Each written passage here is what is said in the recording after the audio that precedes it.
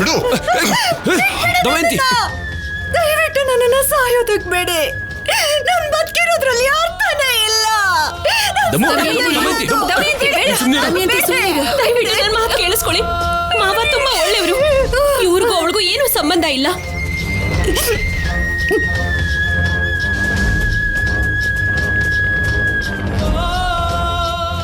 ಮಾವನ ಒಳ್ಳೆತನನ ಮುಂದಿಟ್ಕೊಂಡು ಇಷ್ಟು ವರ್ಷ ಮಾಡದೇ ಇರೋ ತಪ್ಪಿಗೆ ಮಾವನ ಬ್ಲಾಕ್ ಮೇಲ್ ಮಾಡ್ತಾ ದುಡ್ಡನ್ನ ವಸೂಲಿ ಮಾಡಿದ್ದಾರೆ.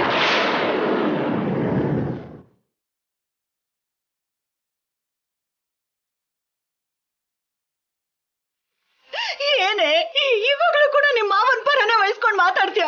ನನಗ್ ಮೋಸ ಮಾಡ್ಬೇಕು ಅನ್ಕೊಂಡಿದ್ಯಾ? ಅತ್ತೆ, ನನ್ನ ನಂಬಿ. ಮಾವ ಯಾವ ತಪ್ಪು ಮಾಡಿಲ್ಲ.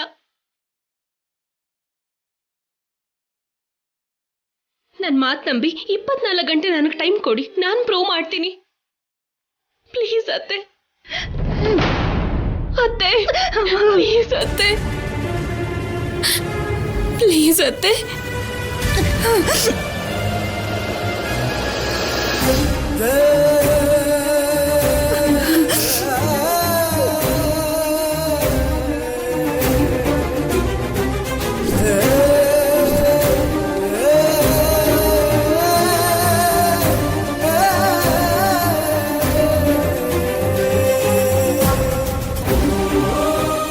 ಅಮ್ಮ ಅಮ್ಮ, ಆಫೀಸರ್, ಹೋಗೋಣ ಬನ್ನಿ. ಅಮ್ಮನ ಹುಷಾರಾಗಿ ನೋಡ್ಕೊಳ್ಳಿ ಅಜ್ಜಿ.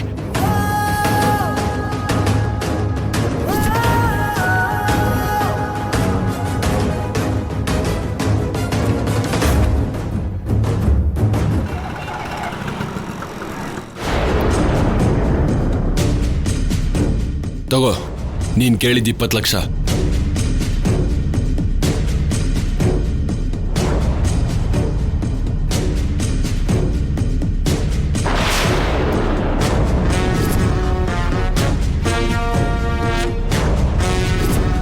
ಕೇಳಿದಷ್ಟು ದುಡ್ಡು ಕೊಟ್ಟಿದ್ದಾನೆ ಅಂತ ಇನ್ನೊಂದ್ಸಲ ವಾಪಸ್ ಬಂದ್ರೆ, ನನಗಾಗ್ಲಿ ಶಿವರಾಮ್ಗಾಗ್ಲಿ ಫೋನ್ ಮಾಡಿದ್ರೆ ಅವತ್ತೇ ನಿಮ್ ಕೊನೆ ದಿನ ಆಗಿರುತ್ತೆ.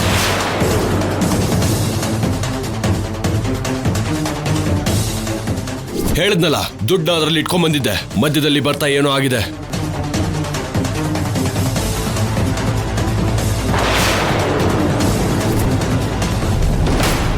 ಏನಮ್ಮ ಇದು?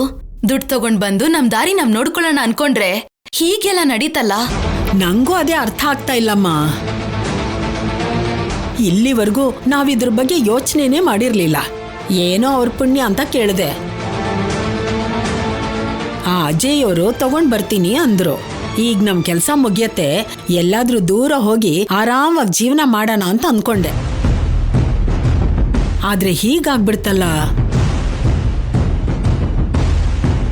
ಇಷ್ಟು ವರ್ಷ ಯಾವ ತೊಂದರೆಗಳಿಲ್ಲದೆ ಬದುಕಿದ್ವಿ.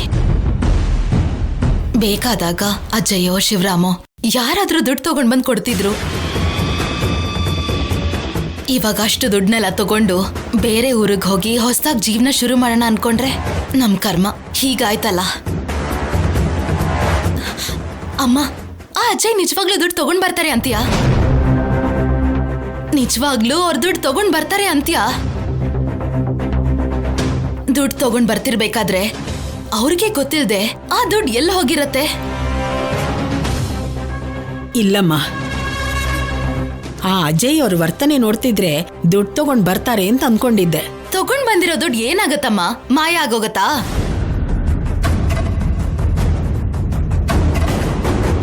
ನನಗ್ ಗೊತ್ತಿರೋ ಪ್ರಕಾರ ಅಜಯ್ ಅವರು ದುಡ್ಡು ತಗೊಂಡ್ ಬಂದಿರ್ತಾರೆ. ಆದ್ರೆ ಎಲ್ಲೋ ಏನೋ ನಡೆದಿದೆ.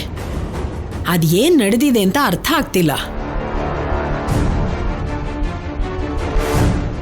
ಎಲ್ಲ ಏನ್ ನಡೆದ್ರು ನಾವ್ ಅನ್ಕೊಂಡಿದ್ ಮಾತ್ರ ಆಗ್ತಿಲ್ಲ. ಆ ಅಜಯ್ ದುಡ್ಡು ತಗೊಂಡ್ ಬರ್ಬೇಕು, ನಮ್ ದಾರಿ ನಾವ್ ನೋಡ್ಕೋಬೇಕು. ತರ್ತಾರೆ ಬಿಡಮ್ಮ, ತರ್ದೇ ಇದ್ರೆ ಏನ್ ನಡೆಯತ್ತೆ ಅಂತ ಅವ್ರಿಗೆ ಗೊತ್ತಲ್ವಾ?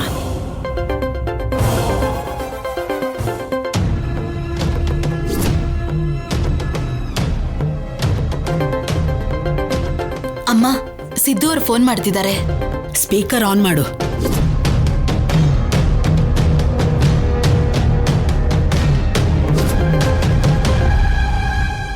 ಹೇಳಿ. ಏನ್ ಮಾಡ್ತಾ ಇದ್ದೀರಾ? ಏನ್ ಮಾಡೋದು, ಆ ಅಜಯ್ ದುಡ್ಡು ತಗೊಂಡ್ ಬರ್ತೀನಿ ಅಂತ ಅಂದ್ರು. ಅಲ್ಲ, ಅದನ್ನ ಓಪನ್ ಮಾಡಿ ನೋಡಿದ್ರೆ ಅದ್ರಲ್ಲಿ ದುಡ್ಡೇ ಇರ್ಲಿಲ್ಲ. ಏನಾಯ್ತು ಅಂತಾನೆ ಗೊತ್ತಿಲ್ಲ. ಮತ್ತೆ ತಗೊಂಡ್ ಬರ್ತೀನಿ ಅಂತ ಹೋದ್ರು. ಅವ್ರಿಗೋಸ್ಕರನೇ ಇಬ್ರು ಕಾಯ್ತಾ ಕೂತಿದೀವಿ. ನೀವು ಹಾಗೆ ಕಾಯ್ತಾ ಕೂತಿದ್ರೆ ನಿಮ್ ಪ್ರಾಣಕ್ಕೆ ಅಪಾಯ.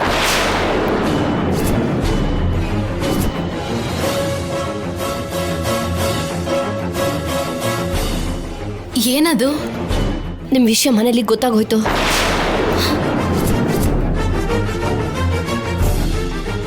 ಮನೇಲಿ ತುಂಬಾ ಗಲಾಟೆ ನಡೀತು. ಈ ಸಮಸ್ಯೆನ ಬಗೆಹರಿಸ್ಬೇಕು ಅಂದ್ರೆ ನಿಮ್ಗೊಂದ್ ಗತಿ ಕಾಣಿಸ್ಬೇಕು ಅಂತ ಆ ಶೌರ್ಯ ಕಲ್ಯಾಣಿ ಅಲ್ಲಿಂದ ಹೊರಟ್ರು.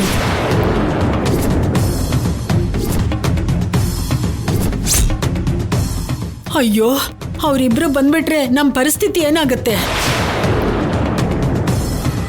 ಮೊದಲೇ ಆ ಕಲ್ಯಾಣಿ ನಮಗೆ ವಾರ್ನಿಂಗ್ ಬೇರೆ ಕೊಟ್ಟಿದ್ದಾಳೆ. ಅವಳ ಮಾತು ಕೇಳದೆ ನಾವು ಹೀಗೆ ಮಾಡಿದೀವಿ ಅಂತ ಅವಳಿಗೆ ಗೊತ್ತಾದ್ರೆ ನಮ್ಮನ್ನು ಬದುಕಕ್ಕೆ ಬಿಡ್ತಾಳ? ಅದಕ್ಕೆ ನಾವು ಫೋನ್ ಮಾಡಿದ್ದು. ಅವ್ರು ಬರೋವಾಗ ನೀವಲ್ಲಿರೋದು ಒಳ್ಳೇದಲ್ಲ. ಮತ್ತೇನ್ ಮಾಡ್ಬೇಕು? ಸ್ವಲ್ಪ ದಿನ ಅವ್ರ ಕಣ್ಣಿಗೆ ಬೀಳ್ದಿರೋ ಹಾಗಿದ್ರೇನೆ ಒಳ್ಳೇದು. ದೂರ ಎಲ್ಲಾದ್ರೂ ಹೋಗಿ ಹಾಯಾಗಿರಿ. ಕೈಯಲ್ಲಿ ದುಡ್ಡು ಇಲ್ದೆ ನಾವ್ ಎಲ್ಲಿಗೆ ಹೋಗ್ಬೇಕು ಅಂತೀಯಪ್ಪ? ಏನೋ ದುಡ್ಡು ಬರುತ್ತೆ, ನಮ್ ದಾರಿ ನಾವ್ ನೋಡ್ಕೊಳ್ಳೋಣ ಅಂತ ಅಂದ್ಕೊಂಡ್ರೆ ಆ ಅಜಯ್ ನೋಡಿದ್ರೆ ದುಡ್ಡೇ ತರ್ಲಿಲ್ಲ. ಇವಾಗ ನೀವ್ ನೋಡಿದ್ರೆ ಎಲ್ಲೂ ಕಾಣಿಸ್ದೆ ಇಲ್ಲಿಂದ ಹೊರಟೋಗಿ ಅಂತೀರ. ಎಲ್ಲಿಗೆ ಅಂತ ಹೋಗೋದು? ಹೇಗ್ ಬದುಕ್ಬೇಕು? ಪ್ರಾಣ ಇದ್ರೆ ಹೇಗಾದ್ರೂ ಬದುಕೋಬಹುದು. ಪ್ರಾಣನೇ ಹೋದ್ಮೇಲೆ ನೀವು ಮಾಡೋದೇನಿರುತ್ತೆ? ಸುಮ್ಮನೆ ನಾವು ಹೇಳೋದನ್ನ ಕೇಳಿ. ಅವ್ರು ಬರೋ ಅಷ್ಟರಲ್ಲಿ ನೀವು ಅಲ್ಲಿಂದ ಎಸ್ಕೇಪ್ ಆಗಿ. ಅವ್ರು ಹೊರಟು ತುಂಬಾ ಹೊತ್ತಾಯ್ತು. ಇಷ್ಟೊತ್ತಿಗಾಗ್ಲೇ ಅವ್ರು ನಿಮ್ಮ ಹತ್ತತ್ರ ಎಲ್ಲೋ ಇದ್ದೇ ಇರ್ತಾರೆ. ಟೈಮ್ ವೇಸ್ಟ್ ಮಾಡಿದ್ರಿ ಅಂದ್ರೆ ನಿಮ್ಮ ಪ್ರಾಣಕ್ಕೆ ಅಪಾಯ. ಇದ್ದಕ್ಕಿದ್ದ ಹಾಗೆ ಎಲ್ಲಿಗೆ ಅಂತ ಹೋಗೋದು? ಎಲ್ಲೋ ಒಂದ್ ಕಡೆ ಬೇಗ ಹೊರಡಿ. ಅವ್ರ ಮನೆಗೆ ಬರೋ ಅಷ್ಟೊತ್ತಿಗೆ ನೀವ್ ಅಲ್ಲೇ ಇದ್ರೆ ಆಮೇಲೆ ನೀವ್ ಎಲ್ಲಿ ಹೋಗೋದಕ್ಕೂ ಚಾನ್ಸಸ್ ಸಿಗಲ್ಲ. ಅರ್ಥ ಆಯ್ತಾ?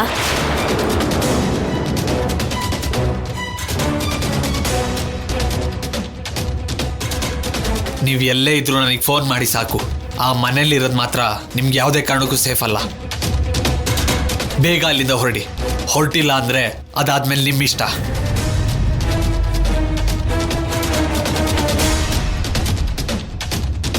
ಏನಮ್ಮ ಇದು? ಇದ್ದಕ್ಕಿದ್ದ ಹಾಗೆ ಬಾಂಬ್ ಹಾಕ್ಬಿಟ್ರು. ಈಗ ನಾವೇನ್ ಮಾಡೋದು? ಏನ್ ಮಾಡೋದಮ್ಮ? ಇವಾಗ ಏನ್ ಮಾಡ್ಬೇಕು ಅಂತ ನಂಗೆ ಅರ್ಥನೇ ಆಗ್ತಿಲ್ಲ.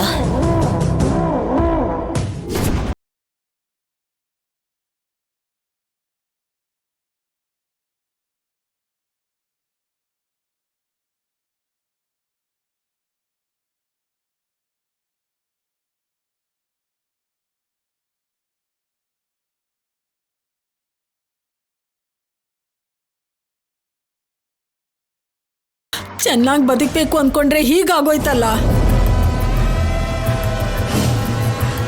ಇಷ್ಟು ವರ್ಷ ಯಾವ ತೊಂದರೆನೂ ಇಲ್ಲದೆ ಬದುಕ್ತಿದ್ವಿ. ಆ ಶಿವರಾಮ್ ಪರಿಚಯ ಆದ್ಮೇಲೆ ನಾವು ದುಡ್ಡಿನ ಬಗ್ಗೆ ಯೋಚನೆ ಮಾಡೋ ಪರಿಸ್ಥಿತಿನೇ ಇಲ್ದಿರೋ ಹಾಗೆ ಅವರು ಅಜಯ್ ಅವರು ದುಡ್ಡು ಕೊಡ್ತಾ ಬಂದಿದ್ರು. ಈಗ ಸಂಪದ ಸಿದ್ದು ಇಂದ ನಾವು ತೊಂದರೆಗೆ ಸಿಕ್ಕಾಕೊಳ್ಳೋ ಪರಿಸ್ಥಿತಿ ಬಂತಲ್ಲ. ಮೊದಲು ನಾವಿಲ್ಲಿಂದ ಆದಷ್ಟು ಬೇಗ ಹೊರಡಬೇಕು. ಅವ್ರು ಬರ್ತಿರ್ತಾರೆ.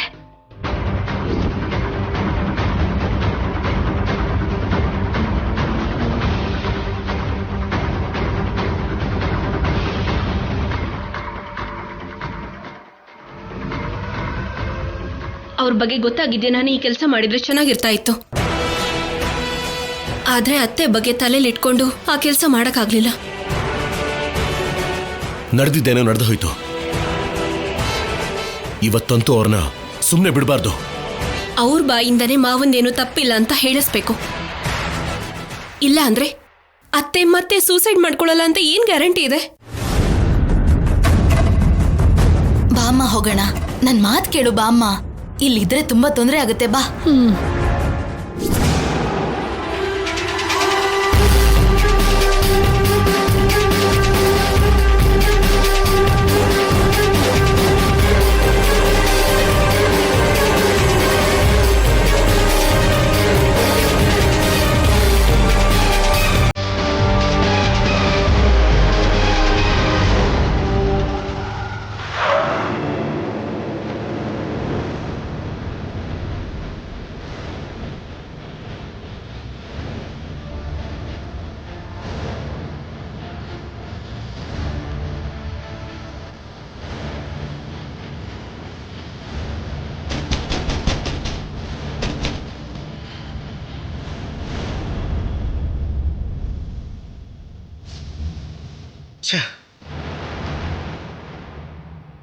ಮನೆ ಲಾಕ್ ಆಗಿದೆಯಲ್ಲ, ಹೊರಗಡೆ ಹೋಗಿದಾರ ಅಥವಾ ವಿಷಯ ಗೊತ್ತಾಗಿ ಎಲ್ಲಾದ್ರೂ ಓಡ್ ಹೋಗಿದಾರ?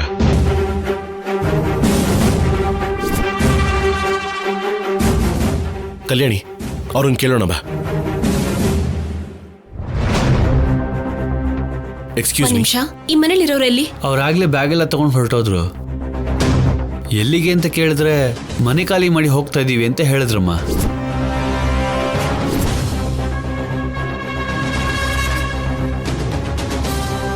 ಆಫೀಸರ್, ಅವರು ತಪ್ಪಿಸ್ಕೊಳ್ಳೋದಿಕ್ಕೆ ಸಾಧ್ಯ ಇಲ್ಲ.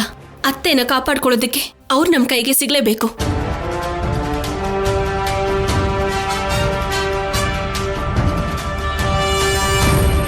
ಹಲೋ ವಾಸು, ಆ ದಾಕ್ಷಾಯಿಣಿನೂ ಅವ್ರ ಅಮ್ಮನೂ ಮನೆ ಖಾಲಿ ಮಾಡ್ಕೊಂಡು ಹೋಗಿದ್ದಾರೆ. ನಮ್ಮವ್ರನ್ನ ಅಲರ್ಟ್ ಮಾಡಿ ಅವ್ರು ಎಲ್ಲಿದ್ರು ಹಿಡಿಯೋದಕ್ಕೆ ಹೇಳು. ಅವರಂತೂ ಎಂಥ ಪರಿಸ್ಥಿತಿಯಲ್ಲೂ ತಪ್ಪಿಸ್ಕೋಬಾರ್ದು.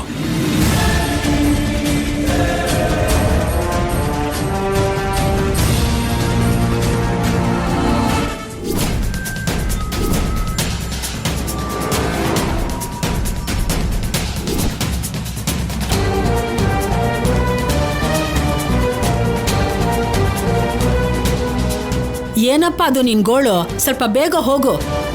ಹಾಮ, ಹೋಗ್ತಾ ಇದ್ದೀನಿ.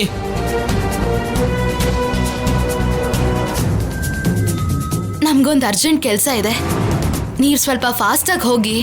ಸರಿ ಅಮ್ಮ. ನಮ್ಮನ್ ಯಾರಾದ್ರೂ ನೋಡಕ್ ಮುಂಚೆ ನಾವ್ ಈ ಊರ್ ದಾಟು ಬಿಟ್ರೆ ನಮ್ಗೆ ಯಾವ ತೊಂದ್ರೆನೂ ಇರಲ್ಲ. ಹೌದಮ್ಮ. ಅಪ್ಪಿ ತಪ್ಪಿ ನಾವೇನಾದ್ರೂ ಸಿಕ್ಕಾಕೊಂಡ್ರೆ ಅಷ್ಟೇ ನಮ್ ಕತೆ. ನಮ್ ಜೀವನನೇ ನಾಶ ಆಗ್ಬಿಡತ್ತೆ. ಮಗಳೇ, ಹಾಗ್ ಮಾತ್ರ ನಡಿಬಾರ್ದು. ನಾವ್ ಬೇರೆ ಊರಿಗೆ ಹೋಗಿ ಯಾವ್ದೋ ಸಣ್ಣ ಪುಟ್ಟ ಕೆಲಸ ಮಾಡ್ಕೊಂಡು ಬದುಕಿದ್ರೆ ಆಯ್ತು.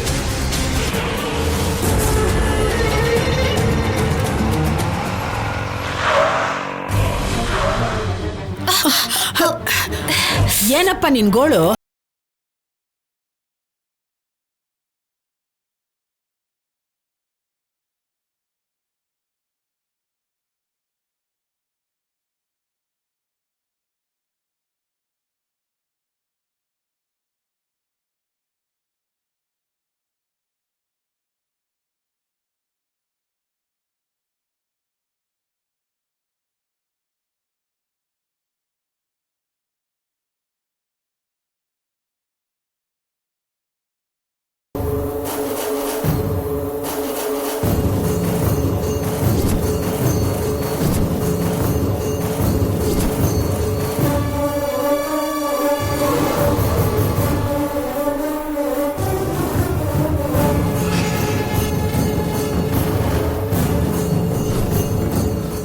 ಇಳಿರಿ, ಇಳಿರಿ.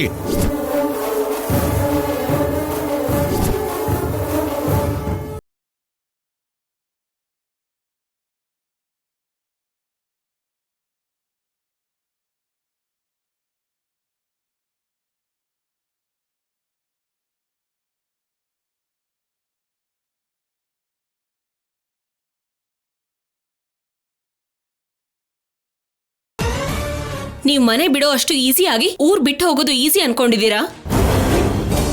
ನೀವ್ ಎಲ್ಲಿಗೆ ಹೋದ್ರು, ಎಷ್ಟೇ ದೂರ ಹೋದ್ರು ನಮ್ ಪೊಲೀಸ್ ಅವ್ರ ಕಣ್ ತಪ್ಪಿಸಿ ಹೋಗೋಕ್ಕಾಗಲ್ಲ. ನಡೀರಿ, ಮನೆಗೆ ಹೋಗೋಣ. ನಿಮ್ಮನೆಗ ನಮ್ಗೇನ್ ಕೆಲ್ಸ? ನಾವ್ಯಾಕ್ ಬರ್ಬೇಕು? ಯಾಕೆ ಬರ್ಬೇಕು ಅಂತ ನಿಮಗ್ ಗೊತ್ತು, ಯಾಕೆ ಕರ್ಕೊಂಡು ಹೋಗ್ತಿದೀವಿ ಅನ್ನೋದು ನಮಗ್ ಗೊತ್ತಿದೆ. ಮಾತು ಮರ್ಯಾದೆಯಿಂದ ಬಂದ್ರೆ ನಿಮ್ಗೆ ಒಳ್ಳೇದು. ಅದ್ರ ಅವಶ್ಯಕತೆ ನಮ್ಗಿಲ್ಲ. ನಮ್ ಪಾಡಿಗೆ ನಮ್ಮನ್ನ ಹೋಗದ್ ಬಿಡಿ. ಸುಮ್ನೆ ಬಂದಿಲ್ಲ ಅಡ್ಡ ಹಾಕಿ ನಮಗ್ಯಾಕೆ ತೊಂದರೆ ಕೊಡ್ತಿದ್ದೀರಾ? ನಮ್ ಪಾಡಿಗೆ ನಮ್ಮನ್ ಬದುಕಕ್ಕೂ ಬಿಡಲ್ವಾ? ಎಲ್ಲ ಜೀವನನು ಹಾಳು ಮಾಡಿ ನೀವೊಬ್ರು ಚೆನ್ನಾಗಿದ್ರೆ ಸಾಕಾ? ನಿಮ್ಮಿಂದ ನಮ್ಮ ಮನೇಲಿ ಯಾರಿಗೂ ನೆಮ್ಮದಿ ಇಲ್ಲ. ನಮ್ಮ ಅತ್ತೆ ಡಿಸ್ಟರ್ಬ್ ಆಗಿದ್ದಾರೆ, ನಮ್ಮ ಮಾವ ಕೂಡ ನೋವು ಪಡ್ತಿದ್ದಾರೆ. ಅವರೆಲ್ಲರ ನೋವಿಗೂ ಉತ್ತರ ಸಿಗ್ಬೇಕಂದ್ರೆ ನೀವಿಬ್ರು ಬರ್ಬೇಕು. ನಡೀರಿ. ಇಲ್ ನೋಡು, ನೀನ್ ಹೀಗ್ ಹೆದರ್ಸ್ಬಿಟ್ರೆ ಬಂದ್ಬಿಡ್ತೀವಿ ಅನ್ಕೊಂಡ್ಯಾ? ನಡಿಯಮ್ಮ, ಇವ್ರ ಹತ್ರ ನಮ್ಗೇನ್ ಕೆಲ್ಸ? ನಮ್ ದಾರಿ ನಾವ್ ನೋಡ್ಕೊಳ್ಳೋಣ. ನಡಿ. ಮರ್ಯಾದೆಯಿಂದ ಹೇಳಿದ್ದನ್ನ ಕೇಳಿ ಒಳ್ಳೆ ಮಾತಿಗೆ ಬಂದ್ರೆ ಗೌರವದಿಂದ ಕರ್ಕೊಂಡು ಹೋಗ್ತೀವಿ. ಇಲ್ಲ ಅಂತ ಮೊಂಡುತನ ಏನಾದ್ರೂ ಮಾಡಿದ್ರೆ ಪೊಲೀಸ್ ಭಾಷೆಯಲ್ಲಿ ಇಬ್ರು ಕೈ ಕಾಲು ಮುರಿದು ಹಾಕಿ ಕರ್ಕೊಂಡು ಹೋಗ್ಬೇಕಾಗತ್ತೆ.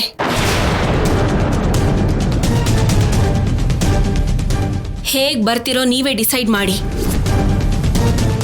ಬರ್ತೀರಾ ಇಲ್ಲ ಲೇಡಿ ಕಾನ್ಸ್ಟೇಬಲ್ಸ್ನ ಕರೆಸ್ಬೇಕಾ? ಬೇಡ ಬಿಡಿ, ಬರ್ತೀವಿ.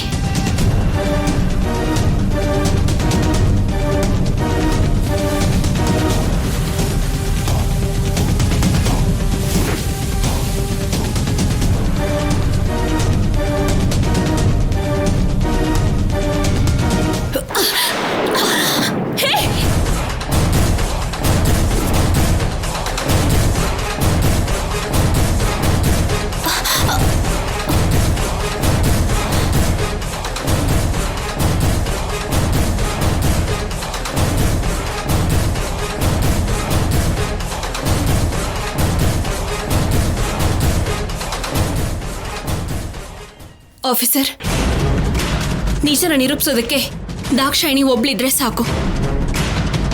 ಹೋಗೋಣ ಬನ್ನಿ. ಹೇಯ್,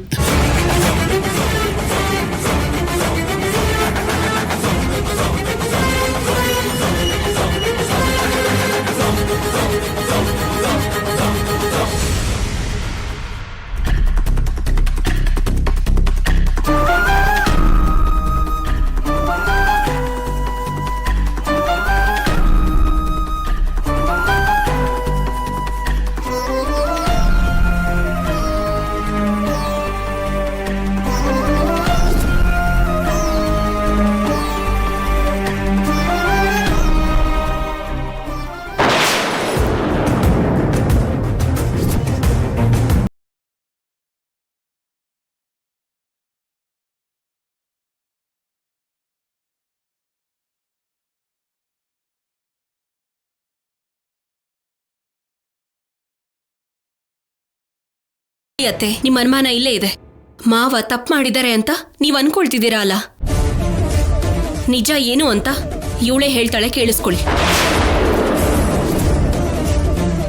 ನಿನ್ ಸ್ವಾರ್ಥಕ್ಕೋಸ್ಕರ, ದುರಾಸೆಗೋಸ್ಕರ ನಮ್ಮ ಮಾವ ಅಪ್ಪ ಇಬ್ರನ್ನು ಅಪರಾಧಿ ಮಾಡಿ ನಮ್ಮ ಮನೇಲಿ ಆಗ್ತಿರೋ ಸಮಸ್ಯೆಗೆ ಕಾರಣ ಆಗಿದ್ಯಾ? ಇವಾಗಾದ್ರೂ ನಿಜ ಹೇಳು. ಇದು ನಾವು ನಿಮಗೆ ಕೊಡ್ತಿರೋ ಅವಕಾಶ. ಸರಿಯಾಗಿ ಏನ್ ನಡೀತು ಅಂತ ಹೇಳಿ. ಇಲ್ಲ ಅಂದ್ರೆ ನಮ್ಮ ಪೊಲೀಸ್ ಪದ್ಧತಿಲಿ ಬಾಯಿ ಬಿಡಿಸ್ಬೇಕಾಗತ್ತೆ. ಇದ್ರಲ್ಲಿ ಯಾರ ತಪ್ಪು ಇಲ್ಲ. ನನಗೆ ಪರಿಚಯ ಇರೋರ ಹತ್ರ ಮಾಟ ಮಂತ್ರ ಅಂತ ಮೋಸ ಮಾಡಿ ದುಡ್ಡು ವಸೂಲಿ ಮಾಡ್ತಿದ್ದೆ.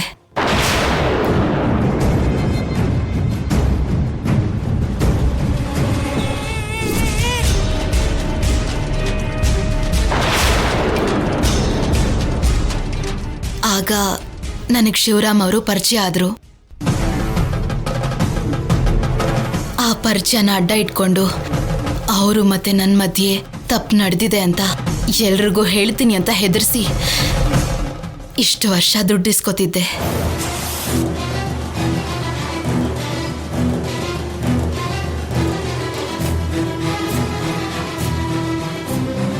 ನಿಜ ಹೇಳ್ಬೇಕು ಅಂದ್ರೆ ಶಿವರಾಮ್ ಅವರು ನಮ್ಮ ಮನೆ ಹತ್ರ ಬಂದಿದ್ದೆ ತುಂಬಾ ಕಡಿಮೆ.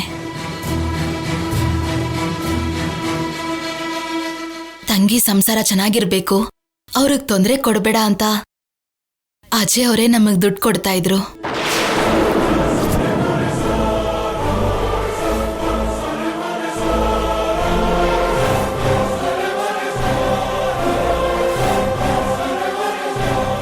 ನಾವ್ ಕೇಳಿದಷ್ಟು ದುಡ್ಡು ಅವ್ರು ಕೊಟ್ಟಿದ್ದಕ್ಕೆ ಇಲ್ಲಿವರೆಗೂ ನಾವು ಏನೂ ಬಾಯ್ ಬಿಡ್ಲಿಲ್ಲ.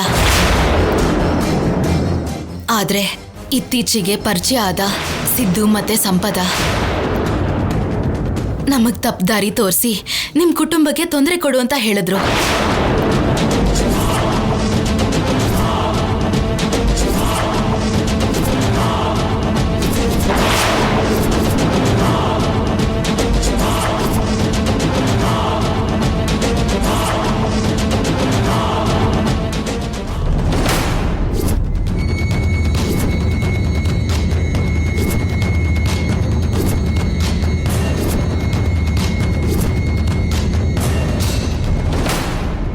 ಅದಕ್ಕೆ ಯಾವತ್ತು ಕೇಳ್ದೇರೋ 20 ಲಕ್ಷ ಕೇಳಿದ್ವಿ.